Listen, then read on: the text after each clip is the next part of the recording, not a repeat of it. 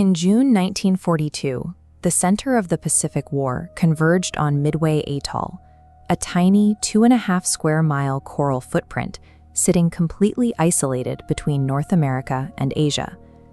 The standard history of the battle fought over this island is characterized as a stroke of incredible luck, a sudden, almost divine intervention.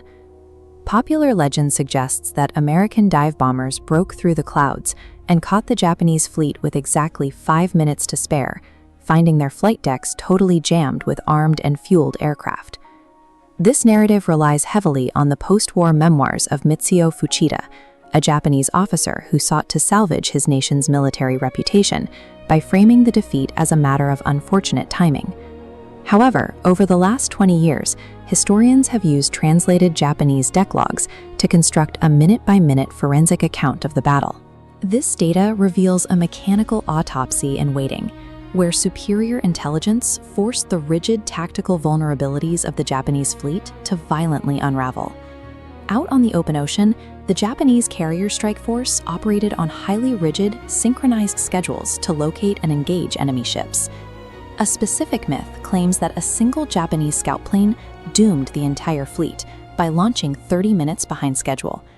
As this flight map shows, the pilot flew the plane significantly faster to make up for the delay, shortening his route and actually locating the American ships earlier than the original schedule required. There is also the persistent idea that doomed American torpedo bombers sacrificed themselves to draw the Japanese combat air patrol fighters down to sea level. While those torpedo squadrons suffered heavy casualties, the Japanese fighters had over an hour to climb back to their patrol altitude before the American dive bombers arrived.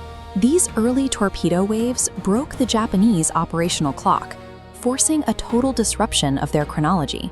American squadrons arrived in disjointed, uncoordinated waves, forcing the Japanese carriers into a state of continuous, high-speed evasive maneuvering.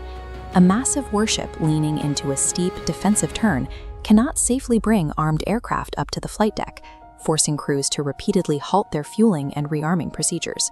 These staggered American strikes functioned as a ticking clock, paralyzing the Japanese command loop through relentless tactical pressure. Understanding why this delay was fatal requires a close look at the physical structure of a Japanese aircraft carrier. When the American dive bombers finally appeared high above the target area, they looked down and saw entirely empty flight decks. Japanese doctrines staged aircraft in enclosed hangar decks beneath the flight deck. Interrupted by American attacks, crews were caught swapping bombs for torpedoes. The space was crammed with fueled planes and munitions. A single bomb punching through the wooden deck would detonate this combustible hangar. Rigid engineering limitations had turned these carriers into floating powder kegs, waiting only for a single spark to trigger the end. The resulting chain reactions were devastating, reducing the core of the Japanese fleet to burning steel within minutes. The American attack achieved terrifying efficiency. The Japanese flagship Akagi was knocked out of the war by a single direct bomb hit and 2 near misses. The credit for this precision ambush belongs to the cryptanalysts at Station HWIPO. By cracking the Japanese naval code, they provided the location and timetable needed to set a trap. Commanders like Admiral Raymond Spruance trusted that intercepted intelligence, positioning the American carriers to exploit the specific structural flaws of the enemy. The real Battle of Midway was a masterpiece of superior intelligence, calculated structural exploitation, and relentless human attrition.